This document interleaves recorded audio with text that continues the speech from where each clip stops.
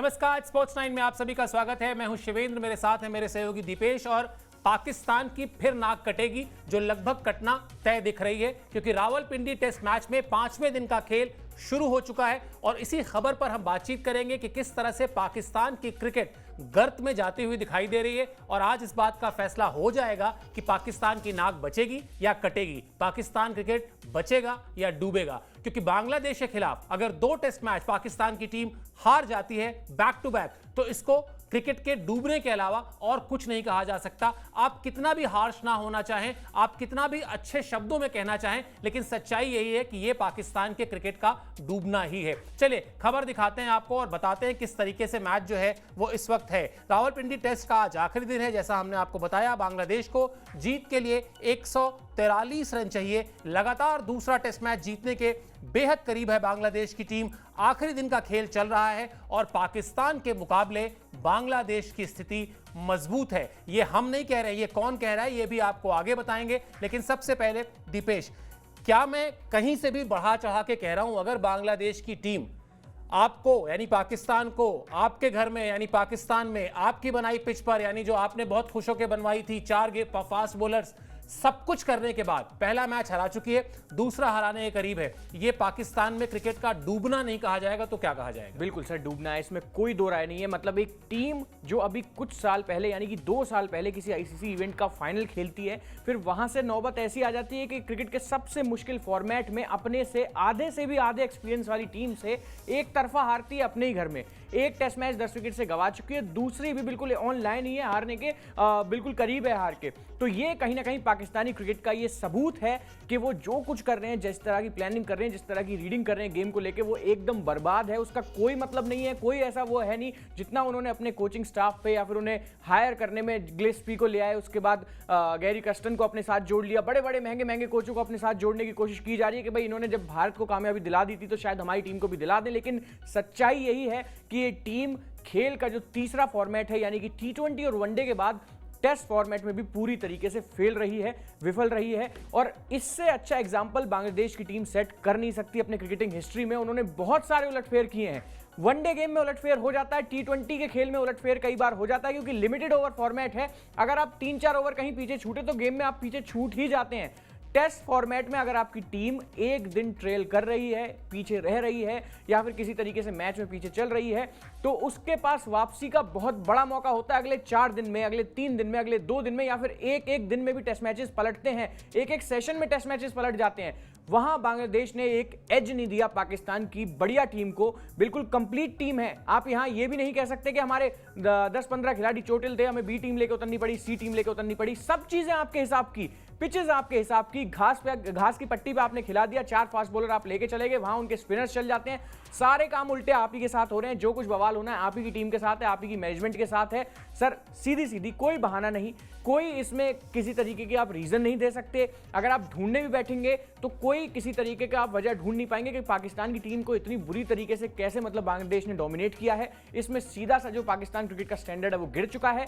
और on the other hand Bangladesh cricket उभर रहा है, बहुत अच्छी तरीके से ग्रो कर रहा है। बिल्कुल ग्रो कर रहा है दीपेश। और आपने कहा कि आधे का फर्क, अगर मैं आपको बताऊं तो आधे से भी ये 1/3 का फर्क है। पाकिस्तान की जो टेस्ट क्रिकेट हिस्ट्री है वो 1950-1952 के आसपास शुरू हो जाती है। यानी पाकिस्तान ने जो अपना पहला टेस्ट मैच खेला था, अगर मुझे सही याद है तो 1952 में खेला था। और बांग्लादेश को जो टेस्ट स्टेटस मिला था वो मिला था साल 2000 में, यानी आज से 24 साल पहले। तो वहां पर 48 और 4 52 72 साल का एक्सपीरियंस है पाकिस्तान को, और 24 साल का एक्सपीरियंस है बांग्लादेश को। आधे से भी आधा हो गया, सीधा 1/3, 24 यहां 72 होता है। मतलब अगर आप एग्जैक्ट मैथ्स पर जाएंगे तो ये हालत है कि आप 3:1 के रेशियो में हैं और उसके बावजूद मैच जो है वो बिल्कुल गंवाने की स्थिति में है। कौन है जो कह रहा है कि पाकिस्तान की टीम जब ग्राउंड में जाएगी तो उसके दिल में क्या चल रहा होगा? वो है जेसन गिलेस्पी, इस टीम के हेड कोच हैं। और जो भी दीपेश कह रहे थे ना कि बड़े बड़े कोच ले आए, बड़े बड़े नाम ले आए, लेकिन जब तक इंटेंट ठीक नहीं होगा तब तक वही होगा कि टीम अपने टेस्ट इतिहास के सबसे बुरे दौर में है। क्या कहा है जेसन गिलेस्पी ने, ये आपको दिखाते हैं, क्योंकि वो खुद भी मान रहे हैं कि टीम जो है वो फेवरेट है बांग्लादेश की। मैं ये स्वीकार करता हूं कि बांग्लादेश की टीम इस वक्त जीत के लिए फेवरेट है। हम इस बात को स्वीकार करने में शर्माएंगे नहीं, लेकिन अगर हम ये सोचकर मैदान में उतरेंगे कि हम हार तो नहीं जाएंगे, तो हमारी हार तय है। हमने पहली पारी में 26 रन पर 6 विकेट लिए थे। इसका यह मतलब कि ये हमें पता है कि हम गेंद से असर डाल सकते हैं, बशर्ते हम अच्छी गेंदबाजी करें। हमने अपने गेंदबाजों से बात की है, हमने कहा है कि वो बिल्कुल निर्मम यानी रूथलेस होकर गेंदबाजी करें और डिसिप्लिन यानी अनुशासित रहें। ये कह रहे हैं जेसन गिलेस्पी। मुझे इसमें एक ही चीज नहीं समझ में आ रही है दीपेश, कि आप कह रहे हैं कि हमें यह पता है कि हमारी गेंदबाजी की ताकत क्या है, हमने 26 पे 6 किया था, लेकिन फिर अंत क्या हुआ? अंत तो 262 भी तो आप ही के गेंदबाजों ने बनवाया। ऐसा थोड़ी ना था कि 26 पे 6 तक पाकिस्तान के बॉलर्स बॉलिंग कर रहे थे, उसके बाद पाकिस्तान के बॉलर्स चले गए और नेपाल से बॉलर्स आए, उन्होंने 262 बनवा दिए। जिन गेंदबाजों ने 26 पे 6 किया था उन्होंने ही 262 भी कराया है। कोच के तौर पर आप एक आंख बंद कर लिया आपने कि 262 बने, ये जेसन गिलेस्पी को नहीं दिख रहा है। दिख क्या रहा है कि 26 पे 6 था। मतलब आप क्या चूज करके चीजें बताएंगे? ये सर ऑस्ट्रेलियन मेंटालिटी तो नहीं हो सकती ना। ये तो दबने छिपने वाली बात ज्यादा हो गई कि हमने इतना कर दिया था तो हम दोबारा ये काम कर सकते हैं 26 पे 6। और बिल्कुल सही बात है, एग्जैक्ट पॉइंट। 26 पे 6 करने के बाद आपकी टीम को क्या करना था? बहुत लास्ट टू लास्ट 50 से 55 से 60 रन पे उन्हें बुक कर देना था, ऑल आउट कर देना था। 200-250 रन बनाए उस टीम ने। दो ऐसे बल्लेबाज जिनका बहुत बड़ा टेस्ट स्टेटस नहीं है। स्टीव स्मिथ नहीं खेल रहे थे वहां, जो रूट नहीं खेल रहे थे कि आपकी टीम को इतनी मुश्किलें हो गई आप ही की पिच पे।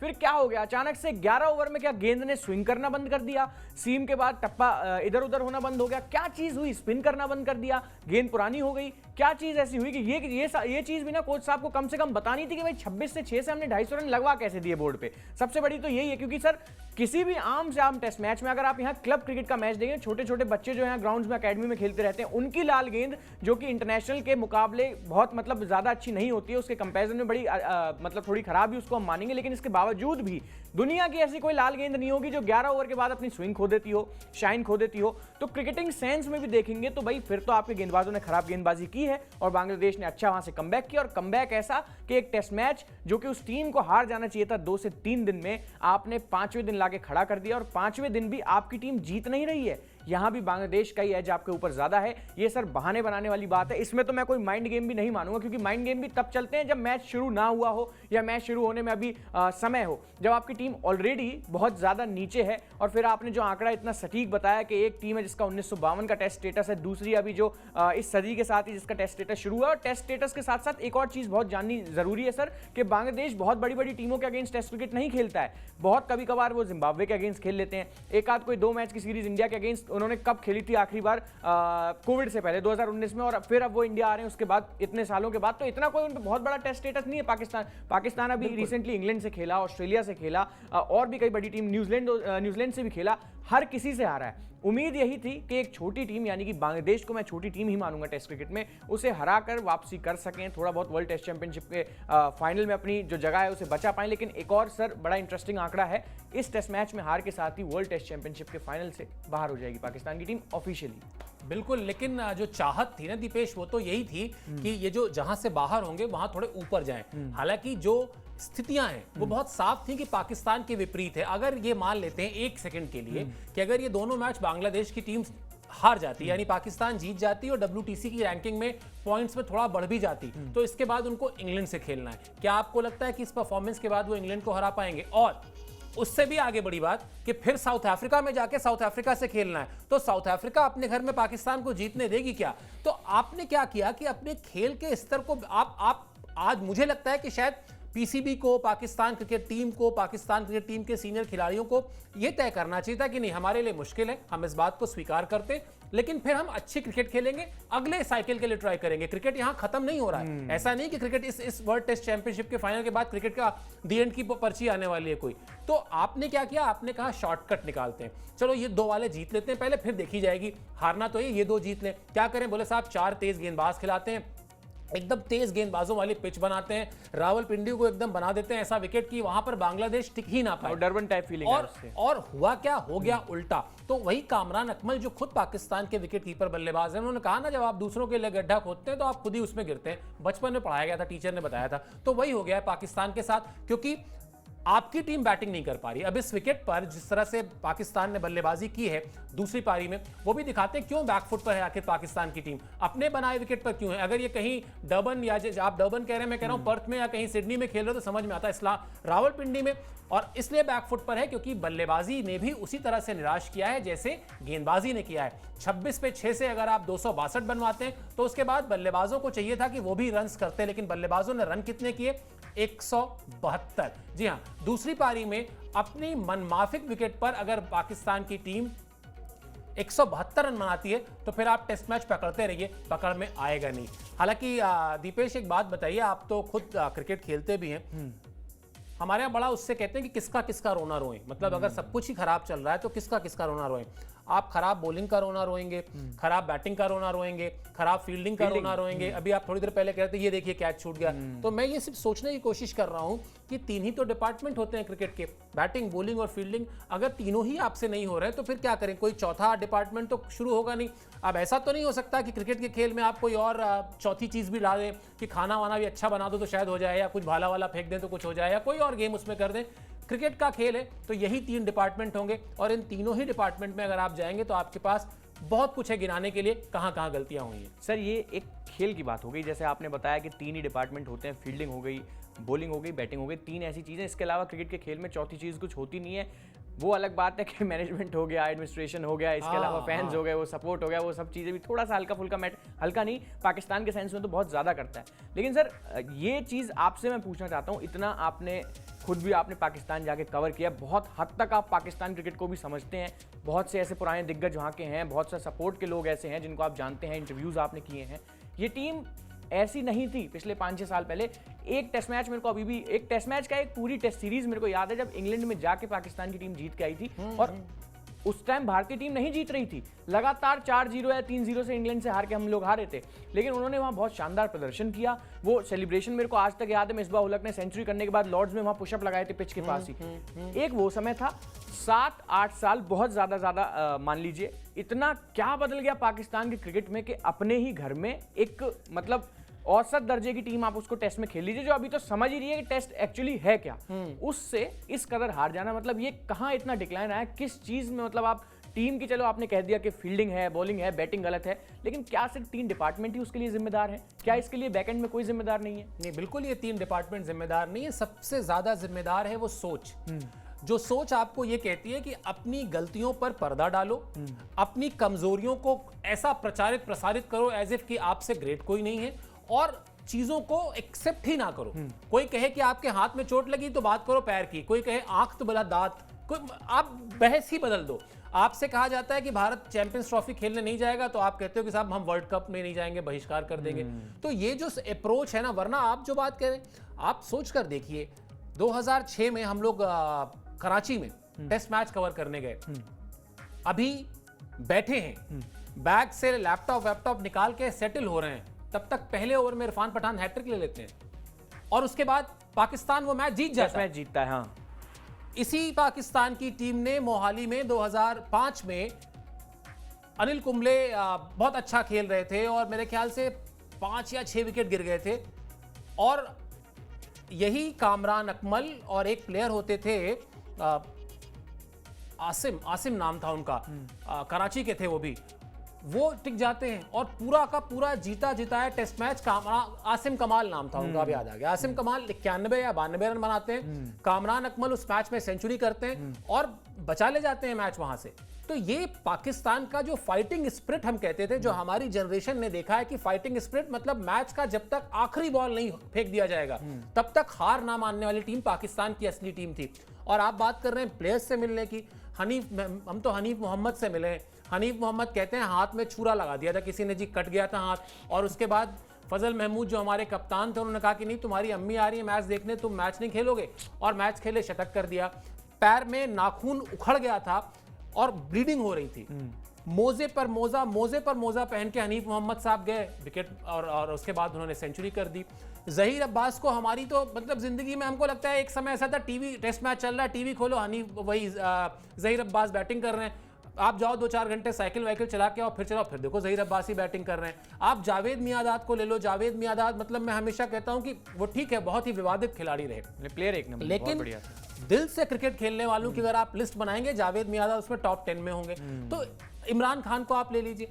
तो क्या प्लेयर्स की कमी थी? इस आप जो कह रहे हैं ना, मतलब ये पिछले एक दशक में पाकिस्तान की क्रिकेट को खराब किया गया, और उसको खराब करने में जो आपने कहा ना कि बैटिंग, बॉलिंग और फील्डिंग के अलावा जो डिपार्टमेंट होते हैं, उसमें सिर्फ और सिर्फ एक डिपार्टमेंट है जिसका नाम है पाकिस्तान क्रिकेट बोर्ड। और वो वहां की जो सियासत, वहां की जो अपने आप से बहुत ज्यादा फायदा ले लेने की कोशिश, इन सब वजहों से आज पाकिस्तान की क्रिकेट यहां पर है। खैर चलिए, कैसे घरेलू पिचों पर पोल खुली है वो भी आपको बताते हैं। जरा दिखाइए ग्राफिक्स, जिसमें आपको पता चलेगा कि किस तरीके से पाकिस्तान के बल्लेबाजों ने अपनी ही विकेट पर घुटने टेक दिए हैं।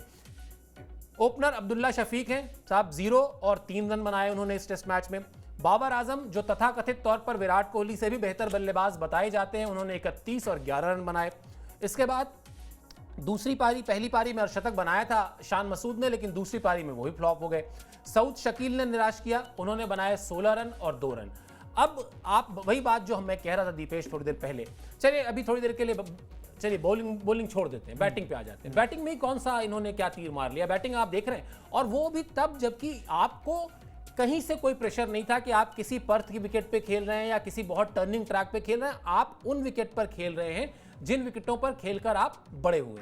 बिल्कुल सही बात है सर। और ये अभी ना आपने थोड़ी देर पहले एक बात कही थी कि एक्सेप्ट नहीं करना चीज़ों को, हर किसी को ना अपनी आंखों में राजा बनना है, वो वाला हिसाब है। इसका एक प्राइम एग्जांपल ना अभी बहुत देर पहले की बात नहीं है, ज़्यादा से ज़्यादा हुए होंगे उस बात को 30 या 35 घंटे। आगा सलमान आते हैं प्रेस कॉन्फ्रेंस में, उनसे पूछा जाता है कि भैया 16 पारियां निकल चुकी हैं बाबर आजम की, इतना बड़ा कद है, पाकिस्तान क्रिकेट के पोस्टर बॉय आप कह लीजिए, रिप्रेजेंटेटिव कह लीजिए, कुछ भी कह लीजिए, पाकिस्तान क्रिकेट की जब बात होती है तो बाबर आजम का नाम फिलहाल की डेट में तो सबसे ऊपर आता है। कितना लाजमी है कितना नहीं है वो खुद जाने वो लोग, लेकिन आता है। उनसे पूछा गया कि भाई क्या दिक्कत हो रही है, 16 पारियां हो गई, इनके ऊपर कोई एक्शन क्यों नहीं लेता, इनके ऊपर कोई बात क्यों नहीं की जाती, सिर्फ थोड़ा बहुत सोशल मीडिया ट्रोलिंग होती है, कभी मैनेजमेंट इनको लेके कोई बात क्यों नहीं करता है? उन्होंने कहा आप उठा के देखिए उन्होंने पिछले 5 साल में कितने कुछ किया, कितने रन किए, कितने बड़े रन किए।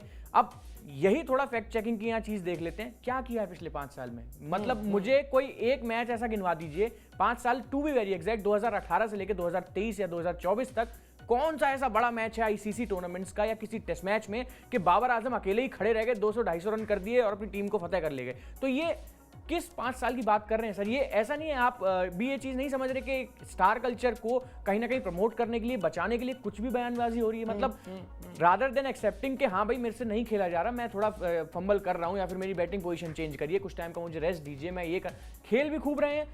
2 साल करीब हो गए हैं एक 50 आए हुए एक टेस्ट फॉर्मेट में, जिसमें माना जाता है कि बाबर आजम तेज खेलने में इतने माहिर नहीं है, रुक के खेलने में बड़े माहिर हैं, वो काम भी वो नहीं कर पा रहे हैं। तो फिर इतना मतलब क्यों, किस बात का सपोर्ट है? क्योंकि मैनेजमेंट की ओर से कभी बाबर आजम को लेकर कुछ नहीं आता है। या फिर एक बात ये हो सकती है कि भाई हम खुद ही जिस खिलाड़ी को हमने इतना प्रमोट किया, विराट कोहली के बराबर लाके खड़ा कर दिया, अब उसके बारे में हमसे कहते हुए बनता नहीं है। वही बात है कि पाकिस्तान क्रिकेट बोर्ड ने एक फिल्म बनाई, उस फिल्म में अपने देश के सबसे बड़े स्टार को ले लिया, अब फिल्म फ्लॉप हो गई। तो अब फिल्म फ्लॉप हो गई तो 2 ही तरीके हैं भाई, या तो कहें कि फिल्म फ्लॉप हो गई क्योंकि हमारे स्टार नहीं चले, ठीक है, और या फिर कहें कि नहीं फिल्म फ्लॉप हो गई लेकिन हमारे स्टार बहुत अच्छे हैं। अरे भाई वो स्टार अच्छे होकर करेंगे क्या जब फिल्म फ्लॉप हो गई? अगर शाहीन शाह अफरीदी और बाबर आजम मैच नहीं जिता पा रहे हैं तो होंगे बहुत बड़े स्टार अपने लिए। आप ऐसा करिए, कोई एक नए किस्म का खेल शुरू कराइए जिसमें सिर्फ ये दोनों खेलें और बहुत सारे रन और बहुत सारे विकेट ले लें। और या फिर एक तरीका ये भी हो सकता है कि आप नेपाल के खिलाफ, जिम्बाब्वे के खिलाफ, इस तरह की टीमों वो भी हरा रहे हैं सर, वो भी हरा रहे हैं। बिल्कुल हरा। यूएसए पहली बार, बिल्कुल मैं कह रहा हूं 50 से 60% यूएसए के लोगों को ये नहीं पता होगा कि उनके देश में क्रिकेट का वर्ल्ड कप भी हो रहा है। सॉफ्टवेयर इंजीनियर एक लड़का होता है, आता है आके अपने मतलब सुपर ओवर में पाकिस्तान का इतना स्टैंडर्ड गिर गया है कि एक देश जिसको क्रिकेट से कोई लेना देना भी नहीं है। चलो यही बात होती कि भाई यूएसए की टीम खेल रही थी ओलंपिक्स में, पाकिस्तान नहीं उन पे हावी हो पाया। यूएसए बहुत स्ट्रांग है इंडिविजुअल गेम्स में। क्रिकेट किसको पता है वहाँ क्रिकेट के बारे में? मैं रिसेंटली भी जब वहाँ वर्ल्ड कप चल रहा था तो लोगों के जो वहाँ के लोकल लोग थे उनके ट्वीट्स वगैरह देख रहा था, उसमें साफ साफ पता चल रहा था आधे लोगों को यही नहीं पता 20 ओवर में 120 गेंदें होती हैं, ऐसे ऐसे 4 ओवर का एक कोटा होता है, बस खेल रहे हैं, उसमें आधे से ज्यादा इंडियन खेल रहे हैं, वो पाकिस्तान को हरा देते हैं। तो मतलब अभी आपने जिम्बाब्वे का जिक्र किया, 2022 में जिम्बाब्वे ने हरा दिया, बिल्कुल कितनी बार जिम्बाब्वे ने हराया। तो ये तो अब फिर वही बात हो गई कि अब ऐसे नेशंस को ढूंढा जाए कि अफ्रीकी देशों के जो वो हैं छोटे छोटे नेशन है, युगांडा, बरमूडा, बुर्किना फासो, शायद बुरुंडी, इस तरह के देशों में। युगांडा की टीम तो आ चुकी है वैसे क्रिकेट में, तो अगर हो सकता है कि हाँ तो हो सकता है 1 साल रुकिए, हो सकता है उलट फिर युगांडा की भाई क्या है, देखिए बड़ी सीधी सी बात है। एक मान लेते हैं पहलवान है कोई और बड़ा वर्ल्ड चैंपियन पहलवान रहा है, और उसको जो है कमजोर पहलवानों ने हराना शुरू कर दिया। अब मैं भी एक कमजोर पहलवान हूं, मेरे सामने वो आया तो मुझे लगेगा ना कि नहीं यार, इसको 3 कमजोर पहलवानों ने पहले हराया हुआ है, तो मैं भी ट्राई मारता हूं, हो सकता है मैं भी हरा दूं। तो कोई बड़ी बात नहीं है कि एक आध 2 साल बाद आप हम लोग यहीं पे इसी स्टूडियो में बता रहे हो कि युगांडा की टीम ने पाकिस्तान को हरा दिया है। हालांकि उससे पहले ही अभी देखिए कि और क्या क्या होना है। खैर, दूसरी पारी में किस तरह से बांग्लादेश के गेंदबाजों ने परेशान किया पाकिस्तान को, उनका क्रेडिट भी उनको देना चाहिए। मतलब पाकिस्तान ने खराब खेला, ये सिक्के का एक पहलू है। सिक्के का दूसरा पहलू हमेशा यही है कि बांग्लादेश ने बहुत अच्छी क्रिकेट खेली है। हसन महमूद ने दूसरी पारी में पाकिस्तान के 5 विकेट लिए, नाहिद राणा ने दूसरी पारी में 4 बल्लेबाजों को पवेलियन भेजा, यानी इन दोनों ही गेंदबाजों ने मिलकर 9 विकेट साझा कर लिए। और कहीं ना कहीं इसके पीछे वो जो पहला टेस्ट मैच था उसमें जो हार थी, और वो भी हार कोई 1-2 विकेट से नहीं, 10 विकेट की हार थी। बांग्लादेश की टेस्ट हिस्ट्री में पाकिस्तान पर पहली जीत थी। शायद इन सारी चीजों का दबाव भी है। ये वही बात है दीपेश की जब आपको पीसीबी के चेयरमैन का ये स्टेटमेंट सुनने को मिले कि साहब सर्जरी करनी पड़ेगी और दिस एंड दैट, तो फिर एक डर तो बैठ ही जाता है। और खिलाड़ी जब तक उस डर के साथ खेलेगा ना, वो खेल नहीं सकता। अप्रोच तो फ्री चाहिए सर, बिल्कुल। मतलब बैकएंड से आपको उतना सपोर्ट चाहिए कि तुम खड़े रहो, हम देख लेंगे जो कुछ होगा। जब तक ये अप्रोच नहीं होगी, क्योंकि सीधी सी बात है, अभी मैंने वही सवाल आपसे पूछा, उसी का जवाब आपने दिया था कि फील्डिंग, बैटिंग, बॉलिंग के अलावा बहुत सी ऐसी चीज़ें होती हैं जो एक टीम बनाने में लगती है। वो जो कहते हैं ना पूरा ढर्रा एक नींव, वो सब चीज़ ही खराब है। ऐसा नहीं है कि उन खिलाड़ियों को खेलना नहीं आता। ये वही शाहिन अफरीदी हैं, इतना हाइप इनकी हो गई थी, सिर्फ 3 विकेट लेने के अलावा कुछ भी नहीं किया है पूरे करियर की। अगर हाईलाइट निकाल के आप देख लेंगे तो कोई ऐसा बड़ा कारनामा नहीं किया। मैथ्यू वेड से 2022 के T20 वर्ल्ड कप के सेमीफाइनल में 3 छक्के खाए शाहिन अफरीदी ने, बदनाम हो गया सिर्फ एक वो कैच। ये इस तरह की तो अप्रोच है। कभी ये टीम की तरह हारी है? हमेशा आप देखेंगे कि किसी एक बंदे को कल्प्रिट बना दिया जाता है और उसके सब उसके पीछे पड़ जाते हैं, फिर पूरा देश उसके पीछे पड़ जाएगा। उसको जब तक बर्बाद करके नहीं छोड़ देंगे तब तक हसन अली, वही हसन अली जो पाकिस्तान की चैंपियंस ट्रॉफी फाइनल के जो हमारे इंडिया के अगेंस्ट उन्होंने जीता था, उसके प्लेयर ऑफ द मैच थे वो। मतलब प्लेयर ऑफ द मैच तो वो थे, मतलब क्रूशियल परफॉर्मर थे। फकर जमा थे प्लेयर ऑफ द मैच, और 3 विकेट उन्होंने भी बड़े अहम निकाले थे उस मैच में। पूरे टूर्नामेंट में सबसे ज्यादा विकेट लेने वाला वो गेंदबाज था। आज की डेट में वो गेंदबाज कहाँ है सर? सबसे बड़ी बात, और सिर्फ एक मैच में एक कैच की वजह से। हमारे भी अर्शदीप सिंह ने एक बड़ा इंपॉर्टेंट कैच छोड़ा था एशिया कप में, बहुत ट्रोलिंग हुई थी उनकी, क्या क्या बोला गया था। कैप्टन विराट कोहली और रोहित शर्मा ने साफ साफ आके बात की थी, ये कहाँ है पाकिस्तान क्रिकेट में? मतलब अगर कोई खिलाड़ी फंस रहा होता है उसे निकालने का तो कोई मतलब ही नहीं है। तो सर आने वाले टाइम में क्रिकेट कौन ही खेलना चाहेगा? मतलब मैं बहुत हद तक देख भी रहा हूँ कि इनके जो क्रिकेटर हैं वो विदेशी लीगों में ज्यादा जा रहे हैं, फिर अंत में पीसीबी को करना क्या पड़ता है, 2-4 को बैन करना पड़ता है, एनओसी देने से मना करना पड़ता है, तब जाके इनकी टीम पूरी बन पाती है। तो ये हाल है, कहीं ना कहीं बर्बादी की ओर निकल चुका है। और सर खबरें तो कैसी कैसी आ रही है, कभी ड्रेसिंग रूम से लड़ाई की खबर आ रही है। बिल्कुल, मतलब इतने सीनियर प्लेयर, आप शान मसूद जो इनके कैप्टन, उनकी शाहिन अफरीदी से लड़ाई की खबर आ रही है, उसमें मोहम्मद रिजवान भी फंस जा रहे हैं। कितनी सच्चाई है कितनी नहीं, आप पाकिस्तान से ही रही है, हमारे इंडिया वालों ने ये खबर कोई नहीं चलाई है कि ऐसा कुछ हुआ है, पाकिस्तान से ही खबर आई है। अगर इतनी सी भी सच्चाई इस बात में है तो ये क्या टीम खेल रही है सर? ऐसे आप गली क्रिकेट में भी देखते हैं किसी को खेलते हुए कि बल्ला लेके मैं जा रहा हूँ अपना, तो ये चीज समझ में आती है कि हाँ भाई गली क्रिकेट का कोई एक इंटरनेशनल टीम है, वर्ल्ड चैंपियन है, बड़े बड़े खिलाड़ी कितने तो आप सर बैठे बैठे गिनवा देते हैं हर एक फॉर्मेट में कि इसमें ये रहा, इसमें ये रहा, इसमें ये रहा। हमारी नई जनरेशन से भी आप पूछेंगे कितने बड़े बड़े दिग्गज इस टीम ने हमने देखे हैं। मतलब एक टक्कर देखने को मिलती थी, मजा आता था। और आज सिर्फ एक इंसान को प्रमोट करने के चक्कर में पूरे 11-12 खिलाड़ियों का कुछ अता पता ही नहीं है, कहाँ खेल रहे हैं, कैसे खेल रहे हैं। अभी नाहिद राणा की बात हमने की, सिर्फ तीसरा टेस्ट मैच है उनका, और उनको ऐसी कौन सी मदद मिल गई पिच से जो पाकिस्तान के गेंदबाजों को नहीं मिल पा रही। तो ये कहीं ना कहीं दर्शाता है सर कि पूरे सिस्टम में खराबी है, सिर्फ टीम में या बल्लेबाजी में या गेंदबाजी में नहीं, एक पूरा सिस्टम जो चलता आ रहा है। और पता नहीं अभी तो बैकएंड पे तो क्या ही चीजें चल रही होंगी, किस तरीके की बातचीत ड्रेसिंग रूम में हो रही होंगी, जो कोच छोड़ के भाग रहे हैं। मतलब आप देखिए, आते हैं 20 दिन में छोड़ के भाग जाते हैं। तो ये अपने आप में दिखाता है कि नेगेटिविटी बहुत ज्यादा है फिलहाल वहां पे। कोई काम नहीं करना चाहता पाकिस्तान जैसी बड़ी टीम के सामने, इतनी बड़ी चैंपियन टीम, आज कोई उनके साथ काम करके राजी नहीं है। तो ये थोड़ा सा मतलब क्रिकेट का तो नहीं, क्रिकेट तो बढ़ ही रहा है, मतलब बांग्लादेश उनको हरा देगा तो क्रिकेट के लिए तो अच्छी बात है, लेकिन पाकिस्तानी क्रिकेट के लिए बहुत बड़ी बात, बहुत मतलब खराब बात है। और काफ़ी समय लग सकते हैं इस दर्द से उभरने में और इस टीम को फिर से बनाने में।